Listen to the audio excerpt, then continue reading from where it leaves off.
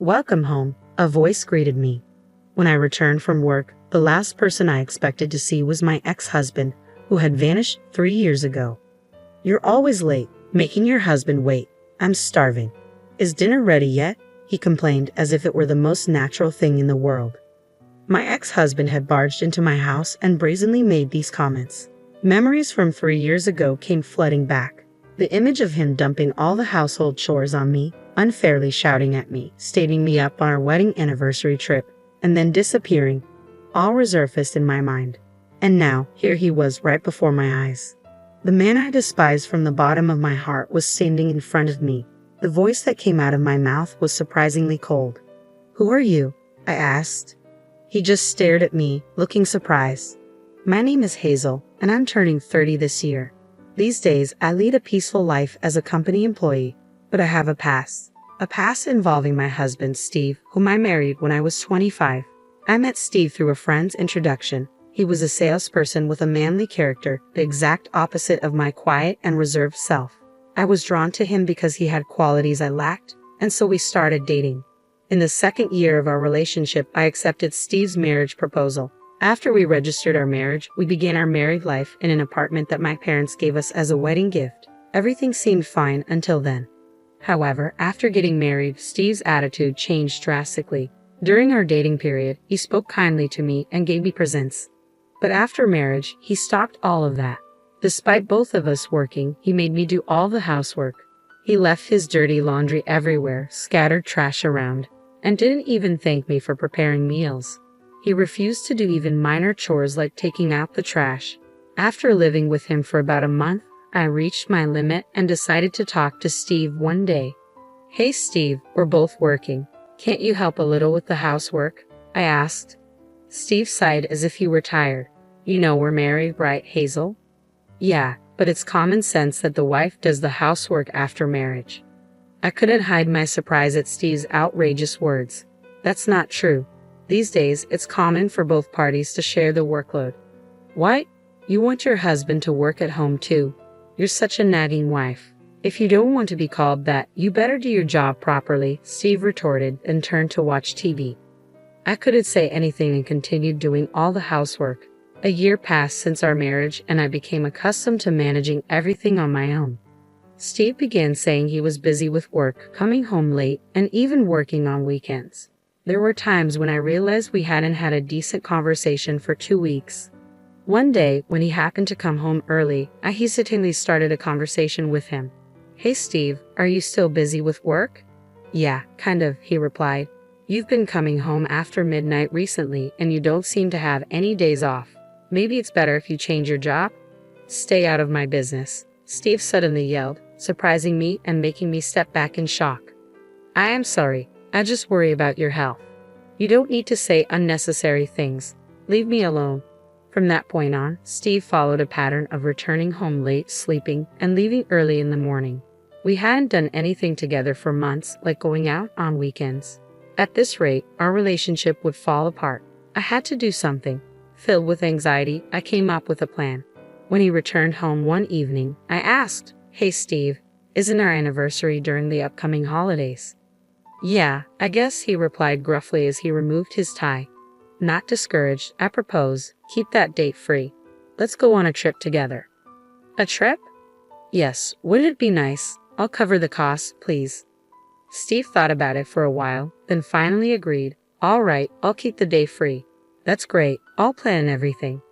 And so, Steve and I decided to go on a trip for our anniversary. I hoped this trip could rekindle the bond that had been gradually fading between us. With this in mind, I thoroughly researched and made all our travel arrangements. A few weeks later, the day of the trip arrived. Steve hadn't returned home since he went to work the day before. Our departure was scheduled for 10 a.m., and time was quickly running out. In a panic, I called him repeatedly but couldn't reach him. Finally, in the afternoon, Steve called. "Hello, we're supposed to go on a trip today, right? Where are you?" I asked urgently. Sorry, work is running late," he replied. "We have a check-in time. We should leave soon. Can you go ahead and check in for us? I'll catch up." "Really? You're actually coming, right?" "I told you I would. Bye," he said, ending the call abruptly. I was left dumbfounded. The check-in time was approaching and I needed to leave immediately. I had hoped to check in with Steve and explore the area together after arriving, but despite my hopes, I headed to our destination alone. When I checked into the hotel, they seemed surprised to see me alone. Naturally, as I'd made a reservation for two, I explained that my husband would be arriving later and was then shown to our room. Outside the window, it had started to rain, as if reflecting my feelings. I waited for Steve's arrival for a while, but even after 1 hour, then 2 hours, he didn't show up. Worse yet, he didn't even call. At this rate, our dinner reservation would be missed. After several unsuccessful attempts to call Steve, I was only connected to voicemail. In the end, I swallowed my embarrassment and asked the hotel to prepare dinner for one, which I ate alone. The meal was lavishly prepared with great spirit, but no matter how exquisite the food, it felt empty without Steve's presence. What I tasted had no flavor.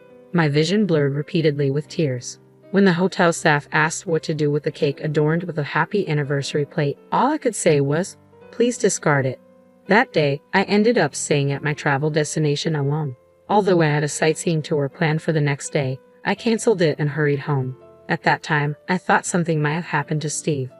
"I'm home. Steve, are you back?" I called out as I entered the house. The room was silent, with no sign of anyone. I dropped my luggage and glanced at the dining table. There, I found divorce papers signed by Steve and our wedding ring. "What? What is this? What is going on?" I exclaimed. I searched for a letter but found nothing. Looking around the house, it was clear all his belongings were gone. Everything had been moved out. Stunned, I could only sit down on the spot. When I came to my senses, I immediately contacted my mother-in-law.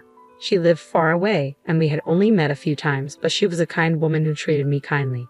When I explained the situation, my mother-in-law was also astounded. She had no report from him, and he didn't seem to have gone to his parents' house either. When I called Steve's office after the holiday, I was told a shocking fact. Mr. Smith resigned last month. "What?" I exclaimed. "We've been trying to reach him too, but we haven't been able to get through since yesterday. Could you please tell him to contact us as soon as possible?" they asked. I ended my call with Steve's workplace in a daze. Next, I pulled out my cell phone and called Steve, but all I heard was, "The number you dialed is currently not in use." And so, Steve vanished abruptly. After going through various processes, I submitted the signed divorce papers and forcibly ended our married life. Time passed, and about 3 years went by. I have remarried and now live a peaceful life. Of course, I was initially distraught, but now I hardly ever think about my ex-husband. It's true what they say, time heals all wounds. As usual, when I came home alone after work, I noticed something strange. The lights in the house were on. That's odd. Did I forget to turn off the lights this morning? As I reached for the doorknob, I noticed the front door was unlocked. What's more, there was a pair of ragged men's sneakers that I didn't recognize at the entrance. A wave of tension ran through me, and I was about to pull out my cell phone to call the police when a familiar face appeared at the entrance. "Oh, welcome home, Hazel." "What?" I gasped. The person standing there was none other than Steve, my vanished ex-husband.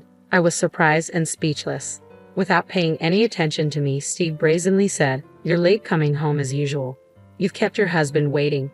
"I'm hungry. Is dinner ready yet?" Steve's casual inquiry triggered a flood of memories from 3 years ago.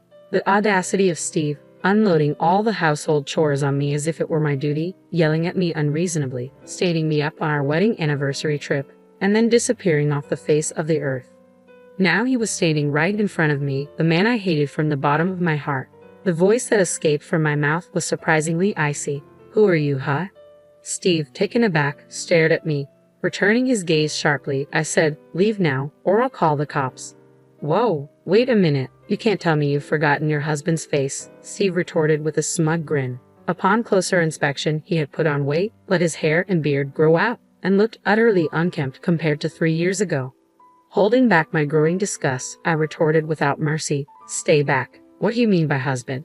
Come on, we're married, aren't we? You haven't forgotten just because we haven't seen each other for a while, have you?" "What are you talking about? I filed for divorce a long time ago. We're strangers," I stated firmly. At that, Steve's face looked like he had been struck by lightning. His eyes wide open, his mouth agape, he stammered, "Why would you do such a thing? You left divorce papers signed by yourself, didn't you?" I countered. "What? You took it seriously? Did you really submit it?" Steve looked flustered, playing the victim. I glared at the flustered Steve with a disgusted look. Is that a problem?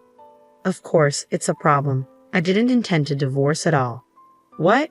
I thought you would wait for me. I didn't think you'd actually go through with it. My patience had run out with Steve, who was playing the victim. What do you mean?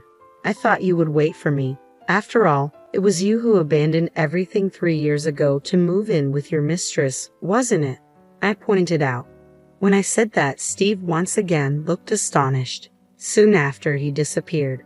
I hired a private investigator to locate him half a year after he left. The investigator found him, and the report I received was beyond imagination. About 6 months before he disappeared, he had been having an affair with a coworker. Apparently, their relationship was an open secret at the office. In the end, he and the other woman quit their jobs and started living together in the neighboring state. Upon hearing this, I immediately filed for divorce. My love and affection for him were completely exhausted. I had been living, trying not to recall the past, yet now he appears before me, even having the audacity to barge into my house. I deeply regretted not having changed the locks.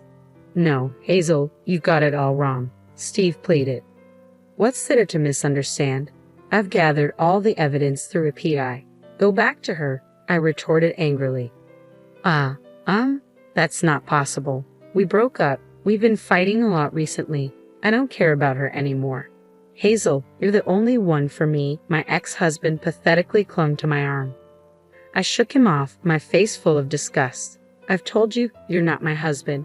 How dare you dictate to me, a stranger to you? I only love you, right? Let's start over our married life. Let's go to the city hall now and reapply for our marriage certificate. Come on, let's get moving. Steve tugged at my arm. This is hopeless. He's not understanding a word, I thought. Just as I took out my cell phone to call the police, the front door swung open. Who might you be? Let go of her. A commanding voice interrupted. Steve, taken aback, slackened his grip. I instantly ran towards the source of the voice. What the? Who are you? Steve asked. My husband, I replied, clinging to my returning husband. He gently soothed me and addressed Steve in a low voice. You're Steve Smith, right? Hazel's ex-husband. Yes, that's me, Steve replied, bewildered. But you, her husband's son, Steve doesn't comprehend the situation, so I'll lay it out for him, my husband said firmly. I've been remarried for a while now, which is why I've been telling you that you're a stranger.